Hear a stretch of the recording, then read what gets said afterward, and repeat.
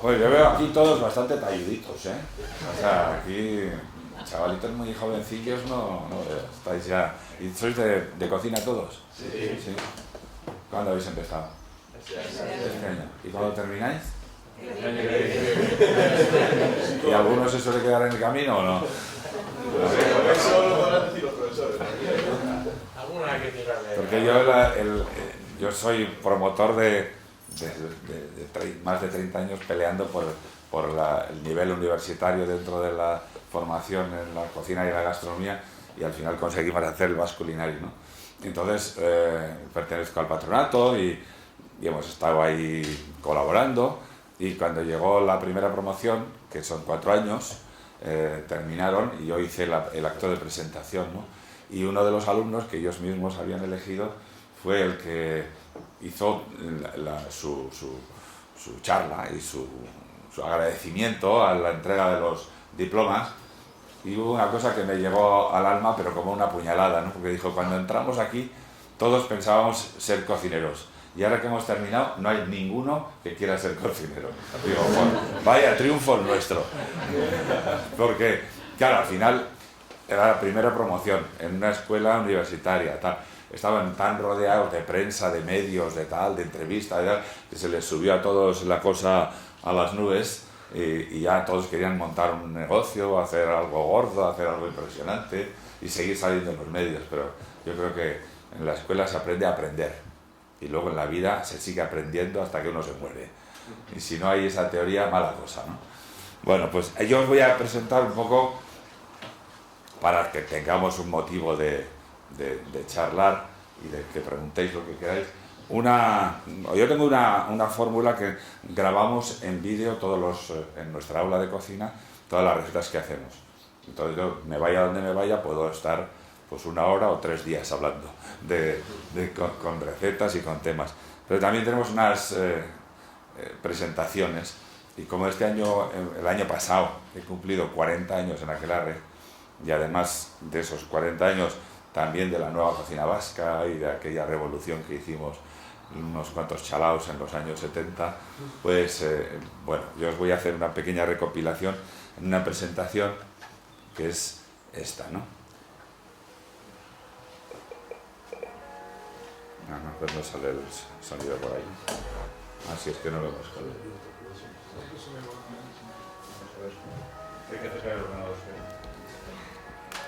Bueno, de todas formas, la música no tiene demasiada importancia, pero vamos. Ahora lo hemos sacado. Y este. Volveremos. Volvemos. Bueno.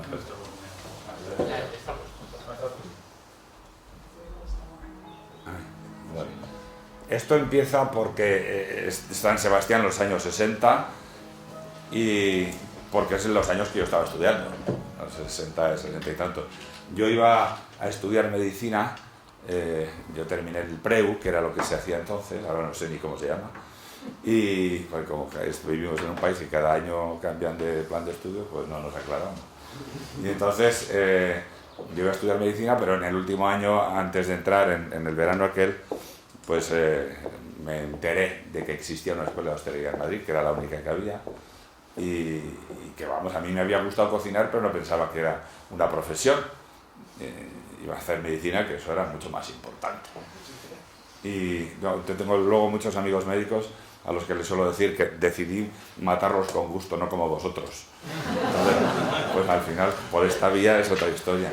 Entonces me fui a la Escuela de Madrid, pero estuve poquito tiempo porque me avisaron que en Euromar, en Zarauz, se inauguraba un hotel escuela en el que venía un gran chef originario de allí, del País Vasco, pero que estaba en ese momento en Londres, dirigiendo las cocinas del Hilton y tal. Bueno, me puse en contacto con él y me vine a Euromar. Y ahí estuve, ahí por ejemplo, pues veis cómo se deforman los cuerpos, ese era yo, y este era Arguiñano. Ahí estuvimos, o sea que parecíamos unos angelitos en aquellos tiempos. Esto es también de aquella escuela. Y era una escuela muy buena en el sentido de que era un hotel funcionando, y los profesores de cada departamento eran los jefes de esos departamentos. Y entonces nosotros, que éramos muy guerreros, pues hacíamos el horario de clases. Cuando terminábamos las clases, pues nos apuntábamos a la cocina, al comedor, a la recepción, a la gestión o lo que fuese, para seguir trabajando y para seguir practicando, ¿no? Pero en el año 70 se inauguraba en Igeldo un establecimiento que era una discoteca, una cafetería y un restaurante, todo en uno y todo unido. Entonces mi maestro Luis Irizar me dijo, oye, que se va a abrir esto y a ver si te quieres venir, que están buscando personal. Yo no era nadie, yo era un chavalín. Entonces me fui a presentar, lo vimos, pero no me convenció y me marché a hacer mi periplo por ahí, por otros sitios. Y luego en el 75 me volvieron a llamar y me vine entonces, sí, como jefe de cocina y responsable del restaurante, ¿no? Lo que pasa que en el 80, cuando no se habían cumplido ninguno de los acuerdos que habíamos organizado, pues al final me iba a marchar y me ofrecieron venderme el restaurante, ¿no? En el año 76, la revista Club de Gourmets, que era el único medio que había de promoción de la gastronomía, que estaba dirigido por Paco López Canís, pues trajeron a Paul Bocuse, que está ahí, y a Raymond Olivier, que era entonces el primer chef que tenía un programa en la televisión francesa, ¿no? Y bueno, pues Arzac y yo fuimos a este congreso, que no estábamos más que unos poquitos, esos que estábamos ahí, y entonces tuvimos la suerte de tomar contacto con Bocuse, y él venía vendiendo un poco su libro La Cuisine du Marché. Nos fuimos con él a Lyon, fue un anfitrión maravilloso, encantador, nos acompañaba por la mañana al mercado, nos presentaba a sus proveedores, nos llevaba al restaurante, nos hacía comer así como a las ocas para que fuésemos probando sus platos y sus cosas, y después nos acompañaba de juerga también, al atardecer, a la noche. Entonces, bueno, tuvimos la suerte de ver cómo era la Nouvelle Cuisine francesa, cómo era el grupo aquel. Me vais a perdonar que estoy bastante afónico.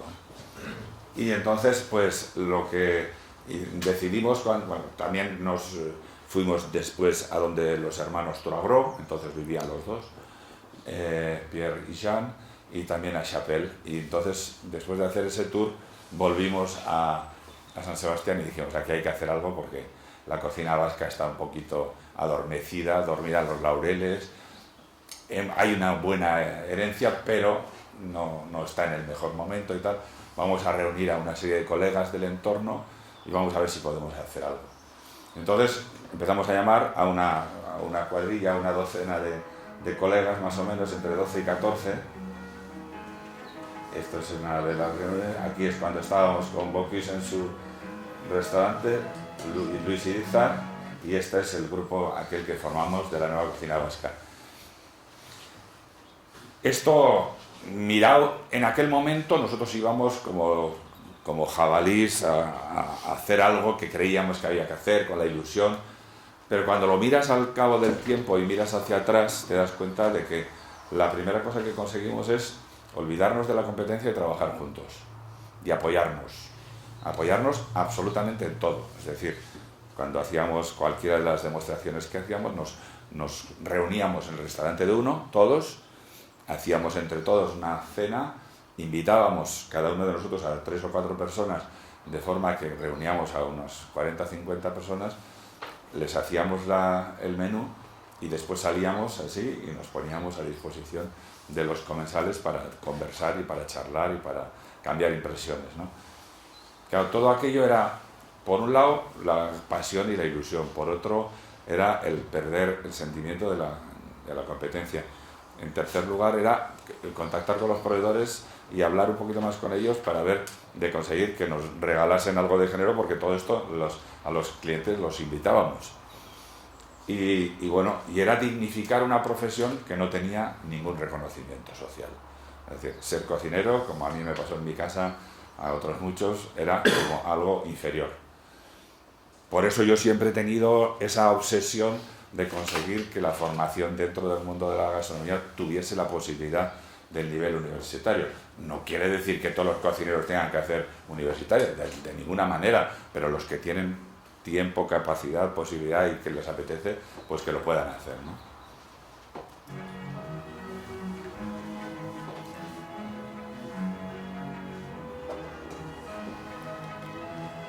En el 78 me dieron la primera estrella, en el 80 compré el restaurante, bueno, me compré el restaurante, firmé la compra y 18.000 letras a no sé cuántos años, claro, evidentemente, pero ahí estaba, ¿no? Lo pude hacer. En el 82 me dieron la segunda estrella y en el 86 fundamos un grupo internacional de... Hola, ¿qué haces? En el 86 fundamos un grupo de cocineros europeos en Bruselas, con toda regla, con unos cuantos cocineros de cada uno de los países que estábamos entonces, y los españoles éramos los milingües, los de siempre. Nos llamaban la Europa del Sur, los desordenados, los desorganizados, los que nunca hacen nada, los que tal. En alguna reunión tuvimos problemas porque no éramos más que unos poquitos, no teníamos capacidad ni económica ni nada para gestionar, ¿no? Pero poco a poco fuimos cogiendo el hilo, fuimos organizándonos, buscamos una gente para gerenciarnos la organización y al final terminamos superándoles a todos, y entonces nos pidieron que cogiésemos la presidencia. Yo tuve la presidencia durante 4 años, fundamos una oficina en Bruselas, entrábamos en el Congreso, en el Parlamento Europeo, llegamos a tener voz pero no voto dentro del Parlamento, entramos además todos vestidos de cocineros allá en el hemiciclo, y nos dimos cuenta, yo durante esos años me di cuenta de cómo funcionan las cosas, ¿no? Europa no es Europa, Europa es cada país a su pedo y cada uno a sacar la tajada y arrimar el agua a su sardina. Cuando llega el momento de las normas y de las leyes, al final las grandes multinacionales de la alimentación son las que imponen sobre todo sus criterios, pero además a través de no especialistas, sino de políticos. O sea, hay unos políticos de unos partidos que están repartidos según lo que está establecido y llegan allí a una reunión para discutir sobre si la liebre tiene que ser eviscerada o no. No tienen ni zorra idea, claro. Lo que pasa es que su partido les ha dicho que voten que no. Pues ya está, nada más. Y así se hacen las leyes, ¿vale? Así nos va. Esta fue una de las presidentas también internacionales. Estos son pues distintas reuniones en distintos países.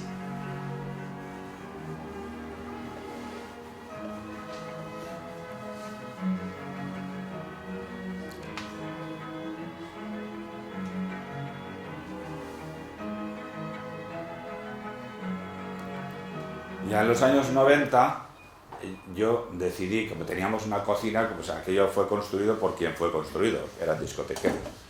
Entonces la cocina estaba debajo de la escalera, vamos, un sitio inhóspito, pequeño y mal ventilado. Entonces yo me lancé, todavía no era mío más que el restaurante, entonces el resto de los terrenos y el resto de todo lo demás pertenecía a los del Q, en la discoteca. Entonces yo me decidí a hacer este edificio, para lo cual tuve que pedirles permiso a ellos, tuve que regalarles una parte del edificio de la base para que lo uniesen a su discoteca, y tuve que meterme en 140 millones de pesetas que yo no tenía. Y ahora que sois todos muy jóvenes, ahora digo jóvenes, antes no os he dicho. Estaba pagando el 17,25% de interés. 140 millones que no tenía, 17,25% de interés supone que ya puedes trabajar con un desgraciado que no te llega ni para pagar los intereses, ¿no? O sea, ahora yo, por ejemplo, el último crédito que pedí hace poco para hacer un trozo que hemos hecho muy bonito de la entrada y de la conexión de lo que va a ser el hotel con el restaurante, fui a los 4 bancos que trabajábamos, les dije, oye, darme la mejor oferta porque no voy a discutir con nadie, el que me dé la buena, me voy con él, y los demás no me vengáis luego a decir, es que ya ahora, no. Total, que al final conseguimos eso, Y un banco, no voy a decir cuál para no hacerle publicidad, porque al final les cobra, nos dio el 1,1% de interés. Igualito que en el año 91.